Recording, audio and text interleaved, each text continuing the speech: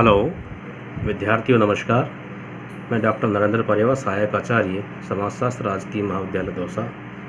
आज हम समाजशास्त्री पाठ्यक्रम के प्रश्न पत्र सामाजिक अनुसंधान की प्रवृत्ति के तहत सामाजिक शोध का अर्थ और परिभाषा को समझने का प्रयास करेंगे। विद्यार्थियों, किसी वस्तु, घटना या व्यवस्था के बारे में जानने की हमारी शुरू से ही प्रबल इच्छा रही है, और इस हमारी सीखने की और जिज्ञासा की, जो क्यूरियोसिटी की जो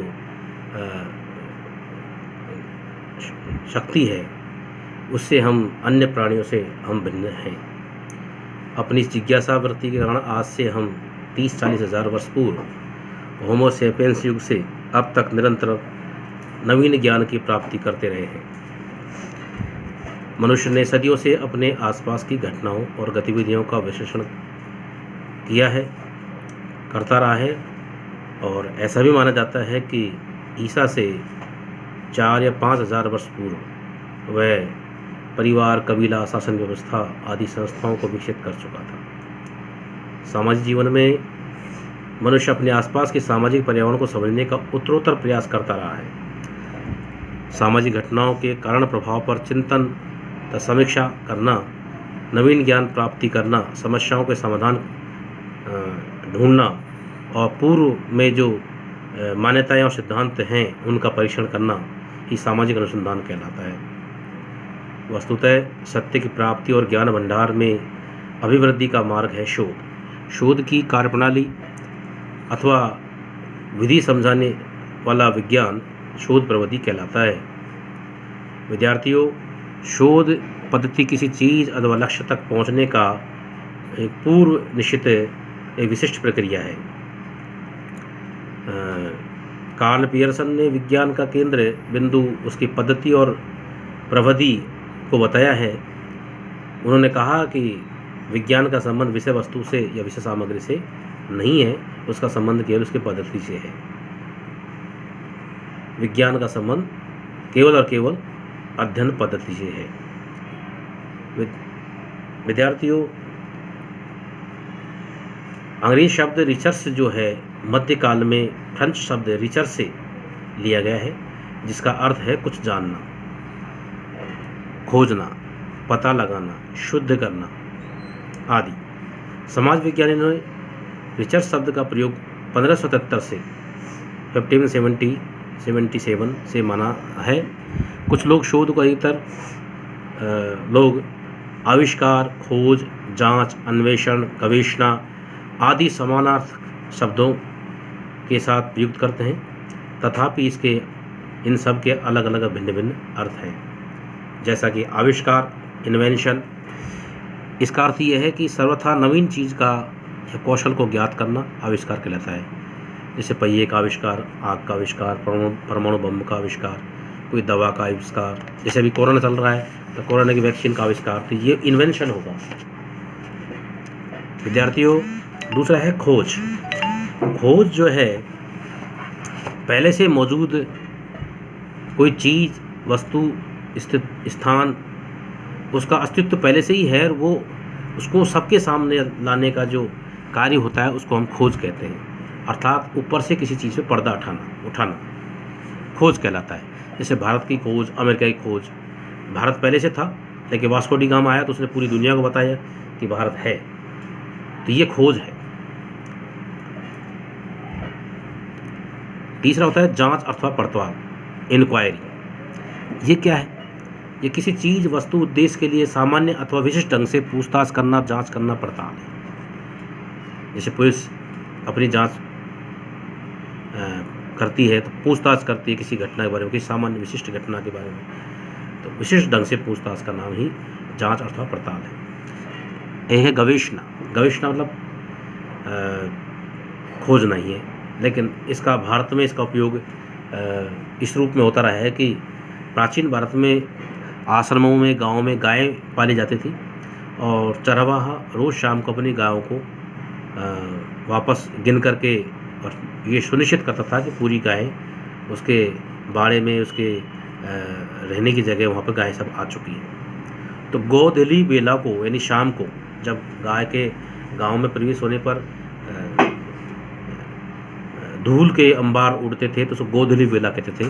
तो आश्रम में गायों को गिनकर जांच का पता लगाने की जो जो एक तरीका था, उससे गवेषणा शब्द बना है। गवेषणा, गायों को ढूंढना, गवेषणा। तो उस समय पता लगता है अनुपस्थित कितनी है, लापता कितनी है, कि कितनी गायों को ढूंढ के वापस लाना है या नहीं लाना है, या पूरी आ चुकी है। तो वहाँ से गवेषणा से भी एक खोज शब्द बना है। एक शब्द है अन्वेषण, इन्वेस्टिगेशन।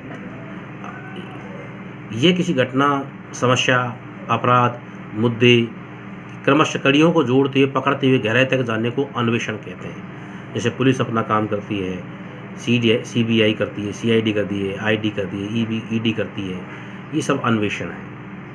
तो जैसा कि आप इस बात को समझ चुके होंगे कि सामाजिक जो अनुसंधान है उसका साथ में आविष्कार, खोज, जांच पड़ताल, गवेषणा या अन्वेषण इंग्लिश में कहें इसको, तो invention, discovery, inquiry, find out, investigation, इन सब समानार्थक शब्दों के रूप में भी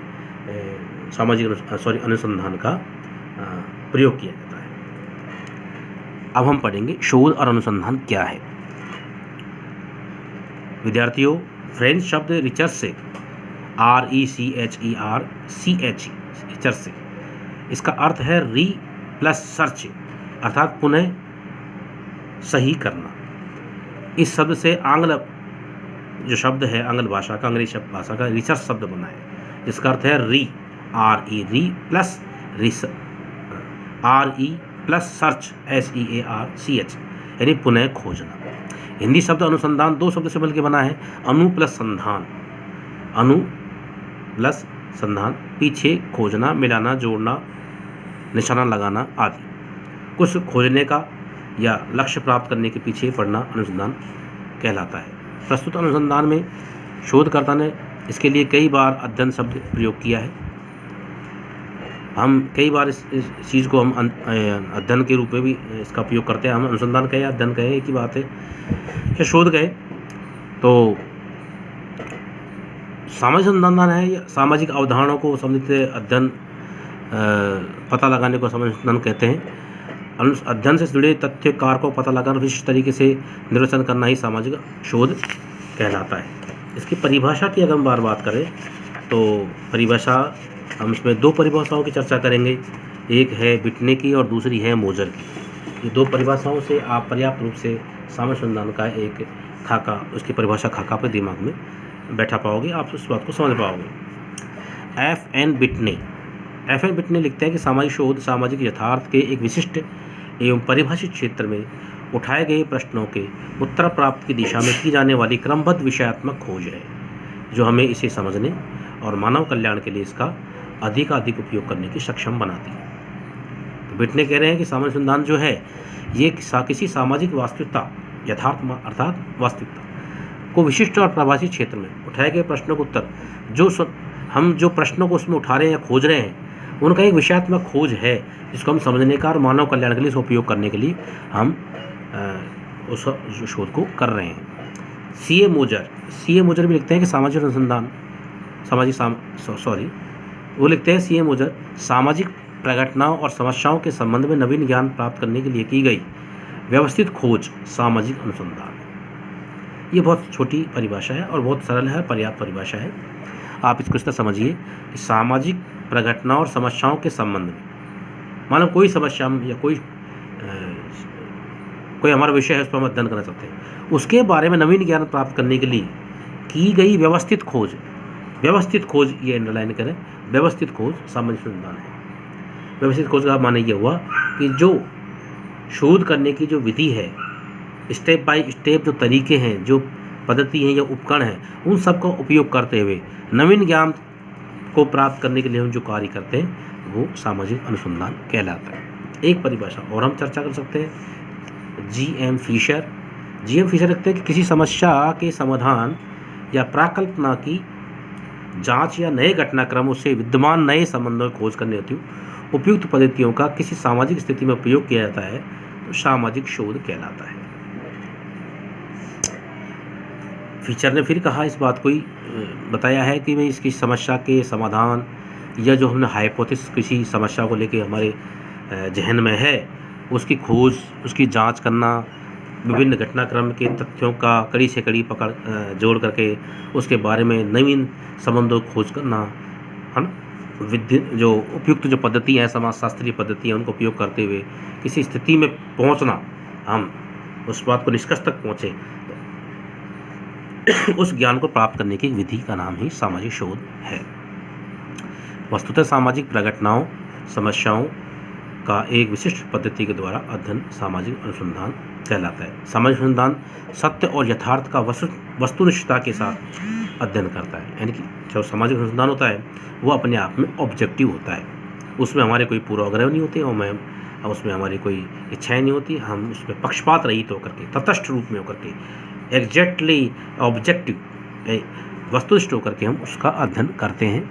प्रघटनाओं के विभिन्न चरों के बीच जो कार्यकारण संबंध है उसका पता लगाते हैं और इसके लिए समग्र में निदर्श भी लेते हैं, और उस निदर्श लेंगे उसकी प्रकृति सामाजिक होती है या वैज्ञानिक होती है। तो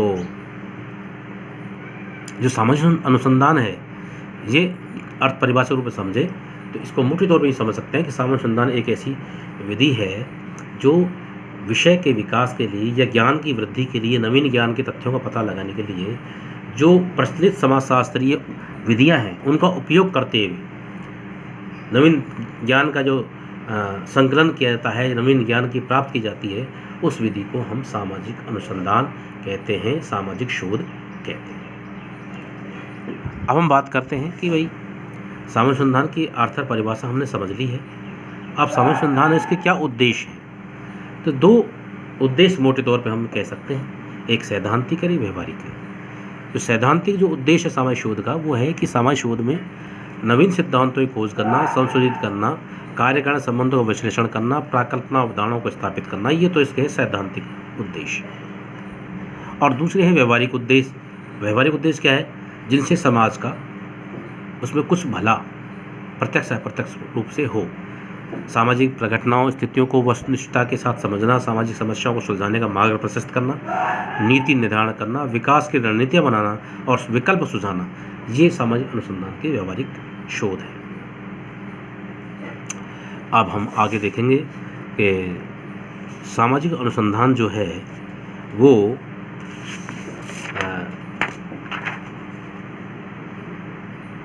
किस प्रक्रिया के द्वारा हम उसको अध्ययन करते हैं, इसको हम पद्धति कहते हैं। मोटे तौर पर आज हम इसकी बात कर लेते हैं। अगले लेक्चर में हम इसको फिर और क्लियरिफिकेशन इसकी करेंगे कि जो भी कोई अनुसंधान होता है उसका सबसे पहले हम उन समस्या का चुनाव करते हैं, फिर उसके बाद उसका समस्या चुनाव करके उस समस्या, शोध समस्या हमारी है, उसका उद्देश्यों का निर्धारण करते हैं, फिर प्राकल्पनाओं का निर्माण करते हैं कि उसकी क्या क्या हाइपोथेसिस वगैरह है। उसके बाद में हम उसका समग्र जो टोटल पॉपुलेशन है वो उसका तय करते हैं, हमें कहाँ अध्ययन करना है और उसमें से किन किन इकाइयों का हमें अध्ययन के लिए तथ्य संग्रहण की उनका चयन करना है, उसको हम निष्कर्ष कहते हैं, उसका भी हमें चयन करना होता है। फिर हम क्षेत्र में जाकर, अनुसंधान में और फील्ड में जाकर के उन तथ्यों का संकलन करते हैं और उपयुक्त पद्धति और उपकरणों द्वारा हम जो तथ्य हैं उनका उपयोग करते हैं।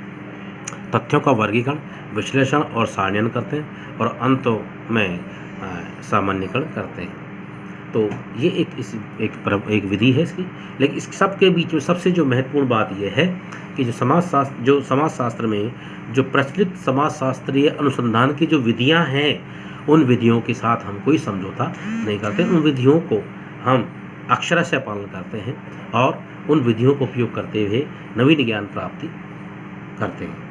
उस जो नवीन ज्ञान प्राप्ति जो होता है, अगर हम समाजशास्त्रीय विधियों का उपयोग करें, उपकरणों का प्रयोग करें, तो पक्षपात की या पूर्वाग्रह की कोई संभावना उसमें नहीं रहती। हमारा अध्ययन तटस्थ और ऑब्जेक्टिव यानी वस्तुनिष्ठ हो जाता है।